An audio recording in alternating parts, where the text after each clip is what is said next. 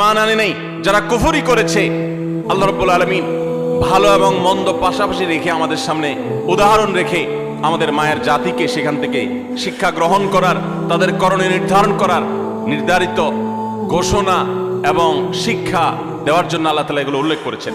সূরা তাহরিমের এই 10 এবং 11-12 শেষের 3টা আয়াতের শুরুতেই আমরা দেখতে পাই আল্লাহ রাব্বুল আলামিন বলেছেন, দরাবাল্লাহু মাসালান লিল্লাযীনা কাফারু ইমরাআতা নূহ ওয়া ইমরাআতা লূত।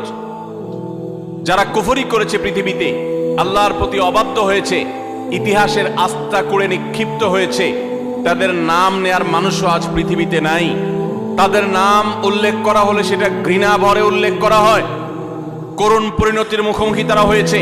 আল্লাহর আযাব তাদের উভয়কে দুনিয়াতে ধ্বংস করেছে, সরাসরি আসমানি আযাব তাদেরকে স্পর্শ করেছে এবং সেই আযাবের সাক্ষী এখনো রয়েছে পৃথিবীতে। রেড সি তার সাক্ষী। পৃথিবীতে আল্লাহ রাব্বুল আলামিন এখনো পর্যন্ত সেই আযাবের আলামত রেখে দিয়েছেন এবং কোরআনে আল্লাহ ঘোষণা করেছেন, আল্লাহর আযাবে ধ্বংস হওয়া জাতিদের জনপদগুলো ভ্রমণ করে তোমরা দেখো এবং শিক্ষা গ্রহণ করো। আমার মায়েরা, আমার বোনেরা, আল্লাহ রাব্বুল আলামিন সেরকম দুজন নারীর কথা বলেছেন। একজন হলেন নূহ আলাইহিস সালামের স্ত্রী, আরেকজন ছিলেন লূত আলাইহিস সালামের স্ত্রী। আল্লাহ তাআলা বলছেন, কানাতা তাহতা আবদাইন। তারা দুজন নারী। অবাক করা বিষয় হলো, তারা আল্লাহর নাফরমান ছিল, বেঈমান ছিল, কুফরিতে লিপ্ত ছিল, আল্লাহর প্রতি ঈমান আনে নাই, অথচ তারা দুজন নবীর স্ত্রী ছিলেন। নবীর ঘরে থেকেও তারা ঈমানদার হতে পারে নাই।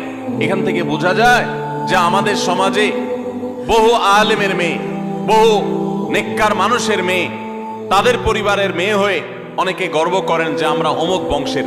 এমনকি ছেলেদের বেলাও এই কথা প্রযোজ্য যে কোনো বংশ পরিচয় দিয়ে আল্লাহর কাছে কেউ কোনো মর্যাদা পাবে না কিয়ামতের দিন। আল্লাহর কাছে মর্যাদা পাবে বান্দার কর্ম দ্বারা।